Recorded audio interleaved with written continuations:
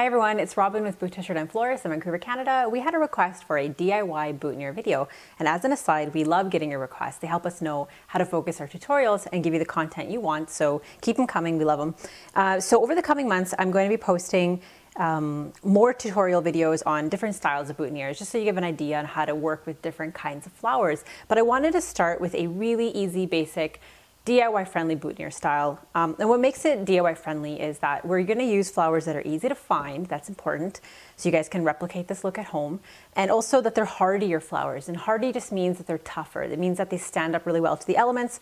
That's a really important consideration when you're choosing flowers for boutonnieres. You don't want to pick anything that's too fragile. So in this video, I'm going to show you how to prepare, and by prepare I mean wire and tape, these types of flowers. We're going to move on to our greens, and at the very end of the video we're going to put it all together to make a boutonniere. So the first flower that I'm going to work with is a spray rose, and if you've seen our other videos you would know that a spray rose is a cluster of smaller rose heads on a single stem. So we've used this in bouquet work, and they're pretty versatile. You can use it in bouquets and centerpieces as well. And one of the things you might remember from some of those videos is I talked about trimming off some of the heads that weren't visible in the bouquet, and to keep them and put them aside for boutonnieres. So this is the time that if you've been doing that you would pull those out and get ready to work with them.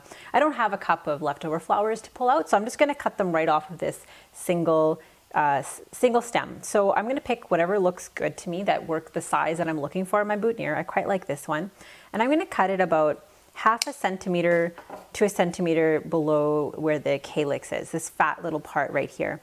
So, and for our American viewers, that's about half an inch, I'd say. Half an inch to an inch, roughly. You don't need it to be much longer than this. So I'm hoping it shows up well against the white paper towel. So what we're gonna do is we're gonna replace that natural stem that was there with a fake stem that's made of wire and tape. I'm actually gonna trim it a little shorter because it's a little bit too long for me.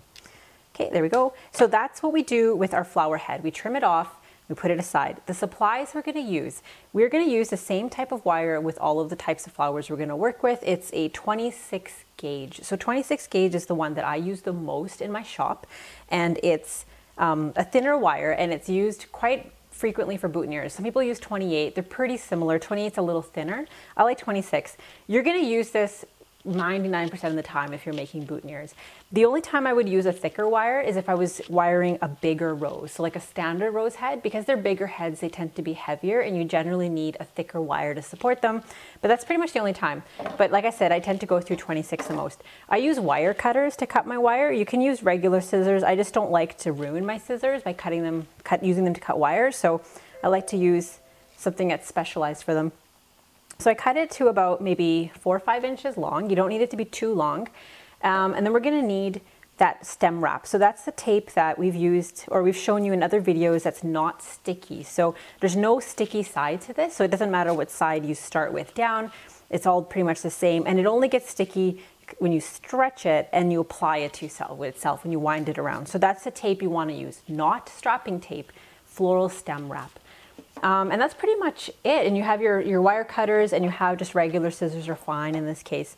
So the trick to wiring something like a spray rose, this method I'm going to show you, is the same method you would use for a larger rose, for something like a lisianthus, something like a carnation, which we're going to wire next. It's basically for any type of a flower that has sort of like a fat bit underneath the flower head.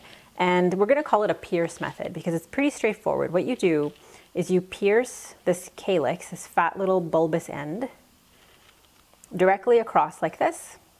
I'm going to lay it on the paper towel, and I'm going to hope it comes across. So basically what you have is through this calyx you've got a piece of horizontal 26 gauge wire that's about 4 to 5 inches long. If you had a larger rose, like a really big heavy rose, you could do another one that goes in the opposite direction, perpendicular. It gives it more support. Or you could drive one directly, like vertically into the bottom of this little nub here. But spray roses are quite light, so I'm not going to bother doing that. But when you're ready to start taping, you put the two ends of the wire together as if you were making a fake little stem.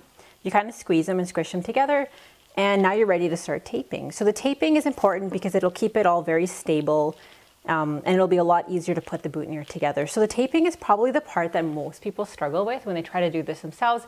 It's not hard, but it's going to come with practice. So the first couple of ones you do are not going to be very smoothly done, but you will get the hang of it. So you start at the very top, and you stretch. You always stretch this tape. It will not stick to itself if you don't stretch. So you start at the top and you're trying to cover as much of the wire as possible. That's always a good thing if you can. Sometimes you can't. You do the best you can though.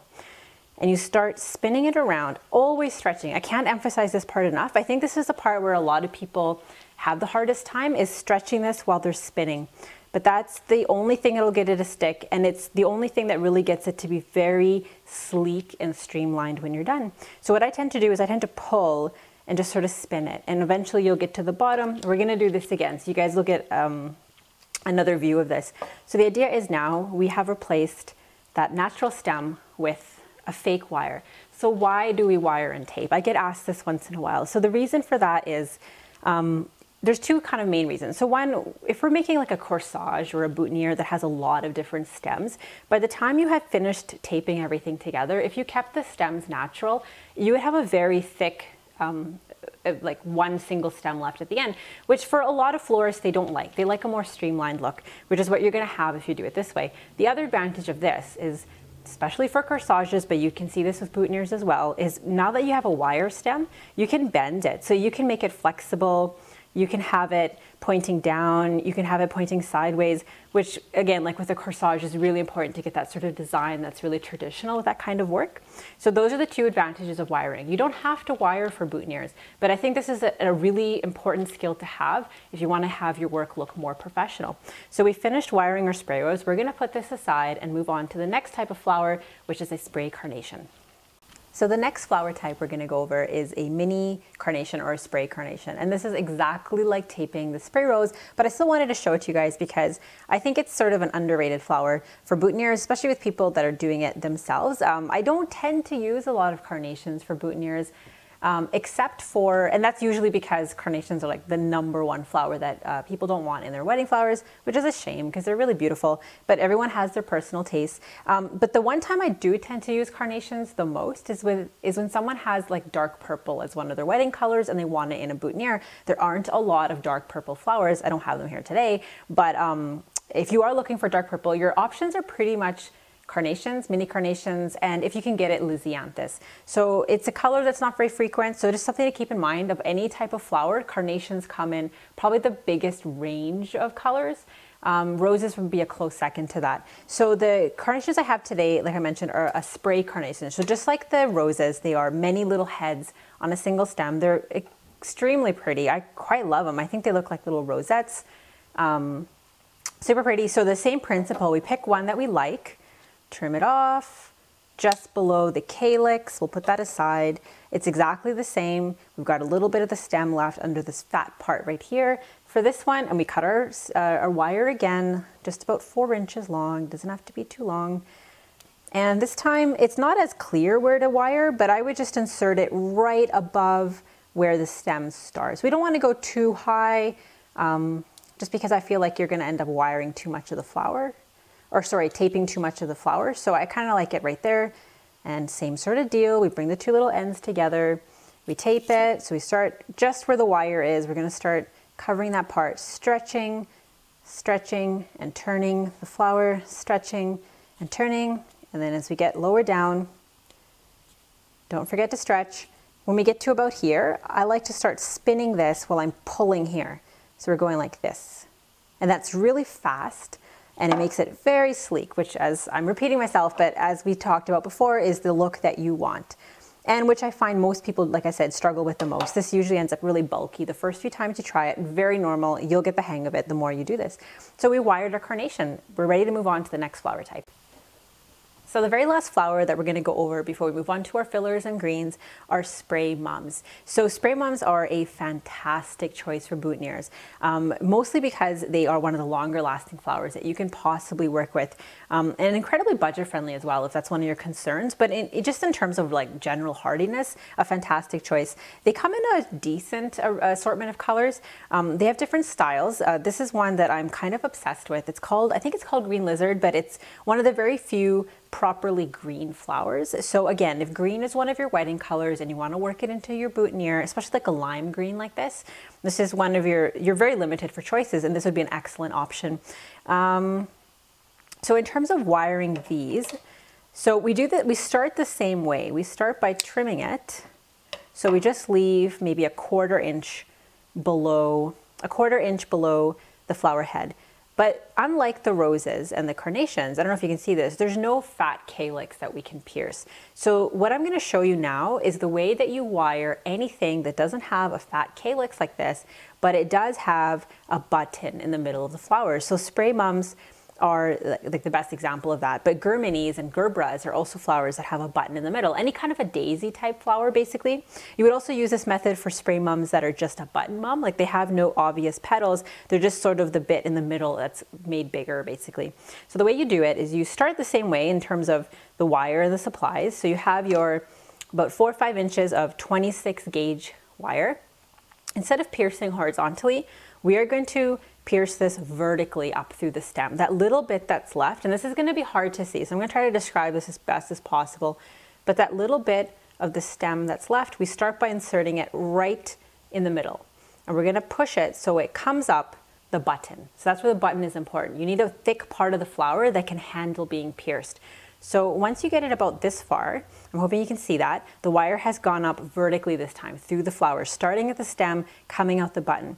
Now you're going to make a little hook at the end, just like that. It's a little hook at the end of the wire. So now you're going to very carefully pull that back down. And the goal is to get this buried into the button so it's barely visible, but not so far that it comes out the other end. And trust me, I've done it before. It doesn't take much for it to rip right out. So that's pretty good. I don't know, it's probably not visible to you through the camera, but there's just a tiny bit of the wire visible. So to make this stronger, because a single 26 gauge is pretty floppy, we're gonna double this back and reinsert the end here like that into the stem as well. So now we've got kind of a loop here. And just because we're gonna be wiring it into a fake stem, we're gonna push the ends together so it looks like one piece. So that's what we have. That's how you wire a spray mum, a gerbera, a germini, anything that has a button and no calyx. So to tape it, a lot of repetition here, but we're gonna tape it exactly the same way. So you start at the top, stretch, start molding it with your fingers, always stretching, spinning. Once we get down to the part that's just wire, I like to spin it while pulling on this, pulling on the tape, and I've covered my wire. Okay, so we have now taped our individual flowers. I'm just gonna grab the rose and the carnation. So we now have our flowers. So now what we need for a proper boutonniere are fillers and greens. So we're gonna go over that briefly, and when we have everything prepared, we're gonna put it together. The filler we're gonna use is one that I have used a lot. I use Waxflower for pretty much most of my bouquets, centerpieces, and boutonnieres as the accent filler. You can also use a baby's breath in this case, very popular still. You can use limonium. There's a genestra. There's quite a few options you can use. Basically just something that has like a lot of little heads on it or some kind of softness that it brings to the boutonniere. So the way to wire something like this, so there's nothing to pierce and there's no button to go through. So the way to wire a filler like this, if it has a branch, and I've cut it short again, I skipped that part, but basically it was on a longer stem. I cut it close so it's about 1/2 centimeter, maybe 1/4 inch left down here, but it has these 2 little side branches. So the way I like to do this, actually this piece of wire is too small. I'm just gonna cut a slightly longer piece because I know it's gonna be too short for me. So what I like to do is I like to make a hairpin, kind of like a loose, wide hairpin, kind of like that. Looks like this. And then I like to hang it off one of the branches. So it's like this. If I hold it upside down, you can hang it like this. And all I do then is I pinch it at the top and I take one of the legs, and just so it's more stable, I spin it around that little nub of a stem that's left and the second wire. So now that's a lot more, like it's not gonna wiggle and move around. So now I've wired it and all I have to do is tape it, and it's the same taping method we've used this entire time. We start at the very top where the wire starts, and we stretch and we pull and we twist. That's pretty much all it is. And by the time you've done this 3 or 4 times, you're really gonna get the hang of it. And it goes pretty fast once you know what you're doing. So that's done. That's our filler. I'm gonna wire a few more pieces off camera because I think I'm gonna want a few more pieces in my finished boutonniere. The last thing we're gonna do is I'm gonna show you the type of greens I'm gonna use, and then we're ready to put it together. So the type of green I'm going to use today, I haven't used it yet in a video. It's called Italian Ruscus, extremely popular in boutonnieres and pretty much any kind of floristry. A really beautiful, delicate, elegant green on the higher end for pricing, but an excellent choice if you're looking for something that accents boutonnieres really well. I did want to show you a couple of other green options because we don't tend to use a lot of different types of green, and I happen to have them on hand. And I just wanted to show you in case you're considering something else. So in addition to the Italian Ruscus, which by the way looks like this when it's a bunch, it looks something like this. So I just tend to cut off or trim off the little side branches for boutonnieres. That's a good choice, like I said, for something elegant. There's also Parvifolia, and it's a type of eucalyptus, and it's beautiful as well. The main thing you want to look for greens in a boutonniere generally are smaller leaves. So something like Silver Dollar, which has really, really big, massive leaves, is not the best choice. Baby Blue Euc is a good choice. It has smaller leaves. Parvifolia, Gunny. If you're looking for eucalyptus, go with a smaller leafed green. You're going to find it a lot more proportionate and easier to work with. I do have another type of Ruscus. It's called Israeli Ruscus. So it has a larger leaf type than the Italian here, but it's also pretty popular. You could also cut the leaves off individually and use them and wire them that way. We're not going to do that today, but just something to keep in mind. Extremely common, pretty much year-round where we are and in most markets, and a very popular choice as well. So back to the Italian Ruscus. So how to wire this. Now, you don't have to wire this. The stem is thin enough that you could probably just put it right on the back.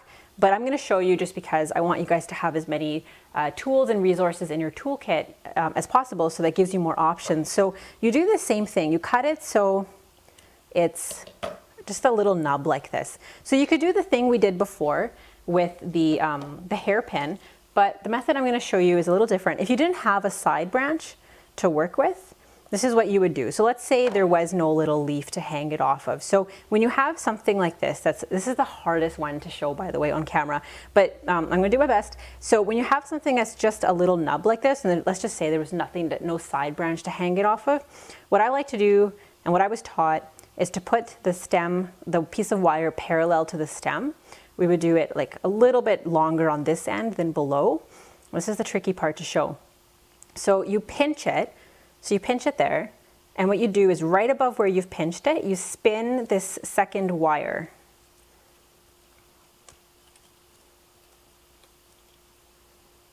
And then you just, once you've spun it, you bring the two pieces together like that. That's a hard one to demonstrate, I know. So if you're finding that really hard to do, you can just, and the stem is very, very delicate and thin like this, you can just use it as is without wiring if you find it easier. So I'm going to tape it one more time because repetition never hurt anyone. And once we're done this, we're ready to start putting it together. So we've got our flowers wired, we've got our fillers, and we've got our greens. So when you do boutonniere work, you want everything wired and taped before you begin. It's just a lot more efficient to have all of your flowers, all of your fillers, all of your greens, and then just do it kind of like an assembly line. That's the way I like to do it, and that's the way I recommend it. When you're ready to put it together, the only supplies that you're going to need at this point are the stem wrap and your wire cutters. You don't need the wire anymore. You're done with that part of it. When it comes to putting it together, the way I was taught and the way that I would suggest you do it as well, because I do think it's the easiest and most straightforward way, is to start with the back pieces and build forward. So you're going to start by just putting two pieces together at a time and then adding your third piece and your fourth, rather than assembling everything together at once and tying it together. And also this way you will end up with a more streamlined stem, which I'll show you how that's done. So in terms of the sort of like general formula, and now when it comes to boutonnieres, pretty much anything goes, but the main sort of, if you're new to this and you're not really sure what you're doing, the main sort of formula you're going to want to follow is something like we have here. We have a green, some kind of green. Ruscus is nice, small leaf eucalyptus, and some flower heads. So you don't have to have such an assortment. You can do just 2 spray roses, for example, and that's plenty for a boutonniere, 2 together like this. That looks really, really nice. But we happen to have a few more types, and some kind of filler, baby's breath, waxflower, limonium. That's your basic formula. Green, flowers, filler. Can't really go wrong with that. Usually the greens are at the back, the flowers are kind of in the middle, and the filler sort of cushions everything together. When you start putting it together, oh, and you also want everything to be quite clustered quite tightly together, which you will see by the time I'm done.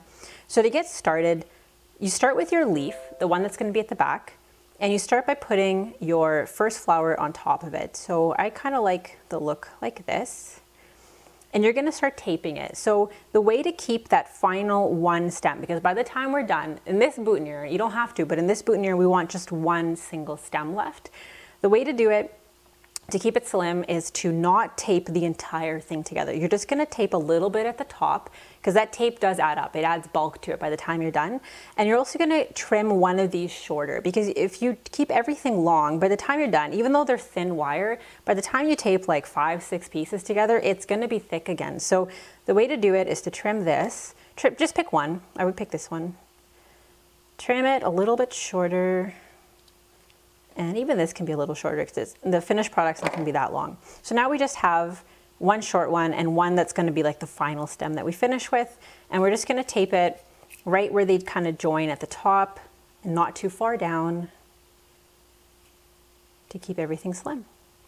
So there's our first part of the boutonniere. We have our leaf and we have our rose. And like I said, just to pull it up again, you could put a second rose here, put a bit of filler at the front, and you're done. That's a perfectly fine boutonniere. I do that style a lot, and so do a lot of other florists. It's very popular and very easy to do. But let's say you're gonna put some other types in there, so let's move on to our second flower type. So what I would use, I would probably do the carnation up here. My reasoning for that is it tends to look nice when you have your smaller flowers kind of at the top, and then you have sort of your bigger flowers at the bottom. You kind of imagine it like how a plant grows. It has little buds at the top and you have your bigger flowers at the base. So you're kind of mimicking that sort of style. So just to get this right, it's just a little bit easier for me to tape it when it's facing myself. So, and also notice that I staggered the height. So it's above the rose. And when we put the green carnation in, it's gonna be a bit below as well. Sorry, not green carnation, green mum. So kind of like when you make a balloon bouquet, the same way that you stagger the heights of the balloons, you kind of do the same thing with boutonniere work. So I'm gonna go ahead and wire that carnation in, and pardon me for turning it around, but just a little bit easier for me to wire it this way. It'll be quick. And we're also gonna trim that stem. I'm just gonna tape it first and we'll wire it after. And it's this one here. Okay, so we've wired it, and I don't know if you noticed that, but when I was adjusting it, I was moving it around, and that's where the wire comes in handy. So it was a little bit too far back when I taped it, so I just moved it a little bit more forward, and that is the advantage of wiring that you're really going to appreciate when you do this yourself. So I like this. I think it's coming together really well. So I'm going to add a little bit of filler at the front. I kind of want to hide that calyx part of the carnation. It's a little bit too bare. So I'm just gonna add in some filler here, which is the purpose of filler. It cushions your flowers. It kind of fills an empty space. I'm gonna trim it short. Probably trim this one a little short too. And same sort of deal. We just start taping it together just at the top. We don't go all the way to the bottom. So we're here. That's a pretty nice boutonniere. You could stop there if you wanted to, but I have one final piece because I love the green. I think it accents really well with the pink, and we're gonna put this at the front. So this is again where wiring really comes in handy because I want this to face forward. So I'm gonna put just a little bit of like a bend in the neck of that wire, and that way when I put it here, it faces directly to the front, which is awesome. Like that's how you really get the impact of that flower. So I'm pretty much almost done. I'm gonna trim that one though, because I have one more piece of filler to put in, and I want to be sure that I'm keeping everything slim. So we tape it just at the top again.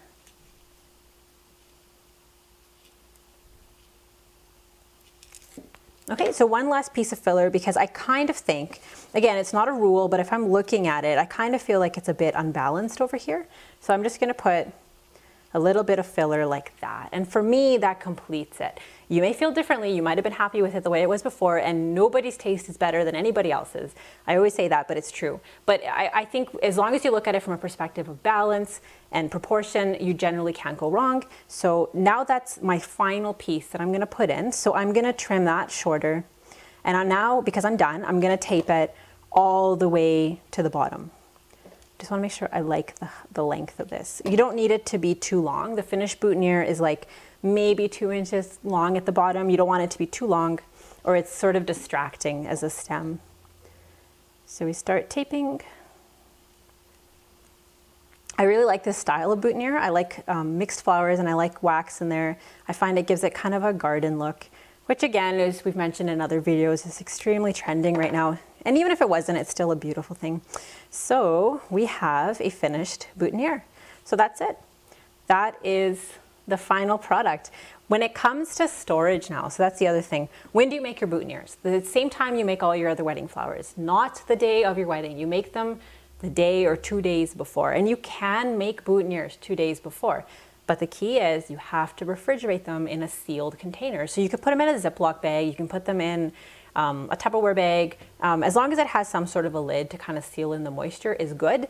And keep them cold, do not freeze them. If you freeze them, they'll be soggy when you defrost them, but a regular fridge temperature is fine. Make sure you're not putting them at the back of the fridge, because sometimes if you find with food, it'll freeze if it touches the wall. But yeah, regular fridge temperatures are fine in a container. Will last really well up till the wedding day if you do that 1 to 2 days before. In terms of pinning it on, there's some awesome tutorials on YouTube for that. We don't have one yet, but if you do a search for how to pin a boutonniere, you'll get some really good tips on that.